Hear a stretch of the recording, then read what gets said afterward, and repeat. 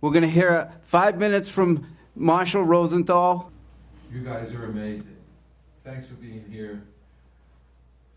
You're the real evidence. I have a couple of things that I have to make you aware of.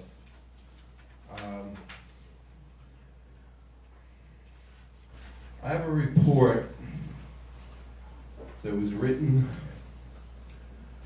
by a professional engineer in Ontario. His name is William K.G. Palmer. Here's the background. In this situation, he says, is this situation an extraordinary event?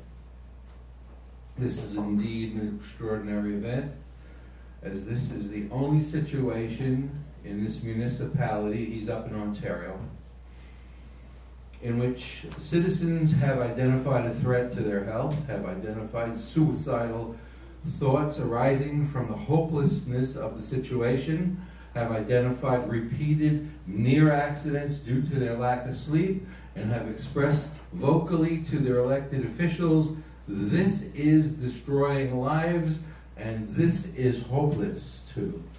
Does the situation pose a danger of major proportions to life and property? Over 20 families, in his case, have identified adverse health effects, sworn testimony of a professional engineer with training and experience in public risk assessment before the Legislative Assembly Select Committee, hearings into the Green Energy and Green Economy Act, so they have analogous laws to us in Canada, to the environmental registry related to regulations from the renewable energy approvals, and before an environmental review tribunal has stated that individuals living at approved sites, traveling on public roadways, and working on their own property face public safety risk from wind turbine accidents,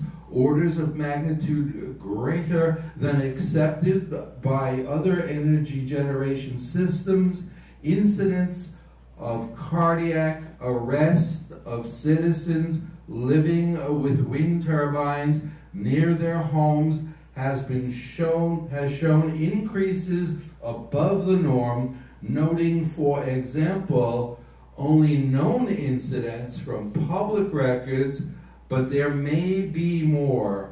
A gentleman in his 50s who stood at a public meeting to declare he was suffering no adverse health effects from wind turbines near his home, suffered a cardiac arrest and died within 1 week of his declaration. B, a young lady in her 30s who had the nearest wind turbine 463 meters from her home, suffered a sudden cardiac arrest and died. C, a gentleman in his 60s who lived with a wind turbine near his home, suffered a sudden cardiac arrest while driving and died. I had to read this to you. I didn't want this afternoon to escape without you hearing these things. I spoke by way of internet. I had a conversation with a gentleman from Maine who implored me to keep his name undisclosed for the moment, who said, I was dead for 15 minutes. Now, that meant a lot to me because I have been a medical responder in EMT. I served for about 17 years on our area ambulances. I come from the Berkshires and in the hospitals. In my experience as an EMT, I've had exactly 2 successful resuscitations over 17 years. And here, this gentleman said I was without vital signs for 15 minutes, which is a very long time. He was resuscitated on the medical helicopter that was en route to the medical crisis facility in Maine. I can't tell you his home location, I can't tell you his name. He swore me to secrecy. He did go to Aruba and testified before a conference in Aruba and told them of his experience. So the takeaway here is, whereas we are aware of the impact of the turbines and whatever it is about the acoustic energy, I don't even want to parse that, okay? The acoustic energy certainly can generate the whole panoply of symptoms that we loosely call wind turbine syndrome. And those symptoms can progress into vibroacoustic disease. And we heard Carmen Crow speak about that, and we heard Dr. Laurie speak about that. So we know a little something about it, and you can look that stuff up. But we didn't know the sudden, fatal risk that people are placed in. Here, after a week of exposure, we have a cluster of 3 deaths. Now, if you're a medical epidemiologist, that ought to get your attention. So I had to tell you this. I had to tell you this. Now, I got a gazillion things here, and obviously I'm not going to be able to get to them. I was supposed to speak about John Drose's stuff because he can't be with us today, and I really can't, except to show you, and I always do this. I've always done this. This is a paper that was generated, this is real fresh, it's smoking, November 1st, yeah, it's November 10th, so 9 days ago, this hit the street. This is by David E. Dismukes, and I hope he forgives me for the pronunciation of his name, PhD, Center for Energy Studies, Louisiana State University.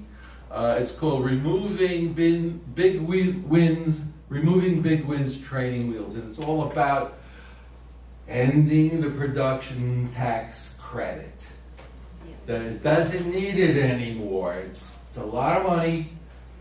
The wind industry doesn't need it anymore. And here's a guy, an academic professional, who establishes the case. And this is certainly dovetails with John's initiative, John Drose's initiative, which is to end PTC totally. Absolutely. In my own mind, and I can't go into any of this other stuff, in my own mind, I think the big wind industry will succumb to the perfect storm. And what is that perfect storm? I see 3 major elements. One is the ending of all subsidies to renewable energy programs, and only those energy production forms that can stand on our own feet will outcompete them, okay? And they will continue, and the renewable energy schemes which don't provide very much energy will disappear on that leg. I think that a really major force will be the mountain of successful judgments that people bring against the purveyors, the developers, the manufacturers of these things. And I think that is on the way. There are people here in this room who already have had cases filed against them, so that's 2. And the third force, which is, it's almost like the weather. This is one that is very difficult to gauge, but it's the market force. The market force. As other fuels, and particularly natural gas, become super abundant, we're exporting it now. As they become super abundant and they become incredibly inexpensive, no one in their right mind would step up to the plate and pay 3 or 4 times as much for the kind of energy that renewable schemes produce, especially if they have to use their own money. And that's the perfect storm.